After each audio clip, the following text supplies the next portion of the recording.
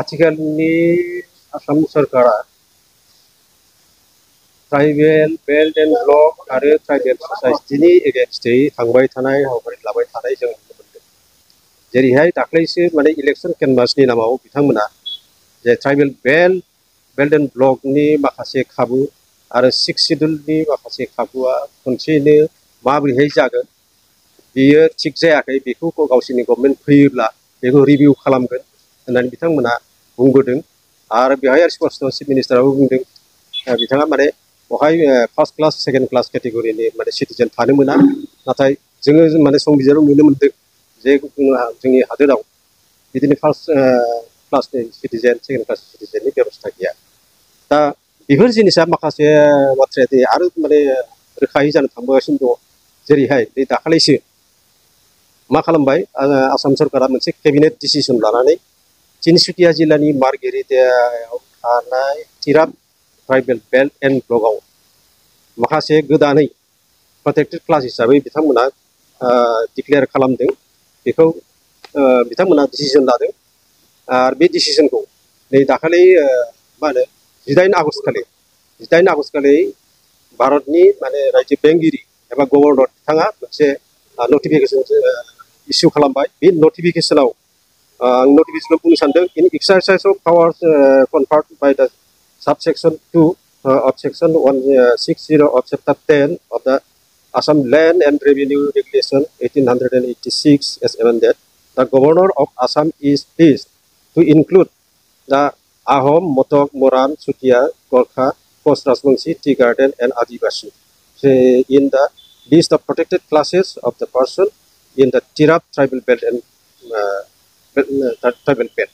दा बेवहाय नुनो मोनबाय जे बेवहाय गोदानै जेरैहाय माने आगोलाव मा होनदों आनडिभाइडेड गवालपारा डिस्ट्रिक्टआव कस राजबंशिफ्राल' मा जायोमोन बेल्ट एन्ड ब्लकआव प्रटेक्टेड क्लासमोन।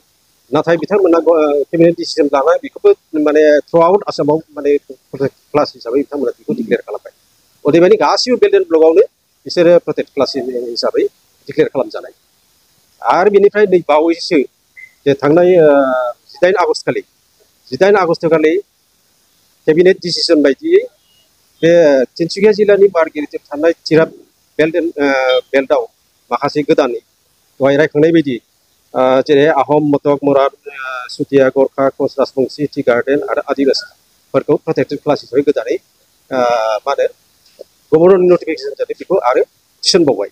दा बेनिफ्राय माने थोंजोङै रोखा जायो जे दानि आसाम गभर्नमेन्टआ माने एन्टि ट्राइबेल डिस्ट्राक्शन बे हाबाफारिखौ बिथांमोना लाबोगासिनो दङ। बेखौ जोङो नुनो मोनबाय।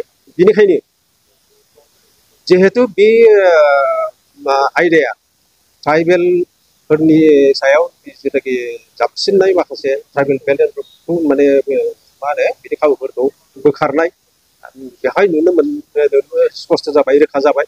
बेनिखायनो दिनै दुलाराय आसामावनो आसाम ट्राइबेल संघआ मोनफ्रोमबो डिस्ट्रिक्ट हेडक्वार्टार सब डिभिजन हेडक्वार्टाराव जोङो दिनैहाय जोंनि डिस्ट्रिक्ट अफिसनि दरखं मोखाङाव बे गभर्नरनि 18 आगस्ट इस्यु खालामनाय गभर्नरनि नटिफिकेसनखौ सावनानै एन्टि ट्राइबेल डिसिसन बे डिसिसना जाहाथे बेखौ बोखारनानै लायो, सावनानै जोङो बेखौ मा खालामदों प्रतिबाद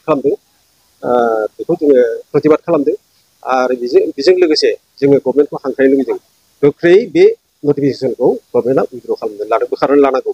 नङाब्ला मा होनो ट्राइबेल संघआ आसाम ट्राइबेल संघआ बेखौ साংবিधानिक भाबै बेखौ जोङो हाइकर्ट सुप्रिम कर्टनि हेफाजाब लानानै आइनि माने जि जुजिनाय बे जुजिनायखौ माने जेसेबां हागौ एसेबां जान प्रान होननानै बेखौ जोङो चेलेन्ज खालामनो जोङो माने दुलाराय मा होनो ट्राइबेल संघआ बेखौ थांखि लानाय जाहैबाय। जे जोङो आरो माने हांख्रायदों जे इमिडियेट गभर्नमेन्टआ जाहाथे बे नटिफिकेसनखौ जाहाथे उइथड्र खालामनो हायो। थेंक्स।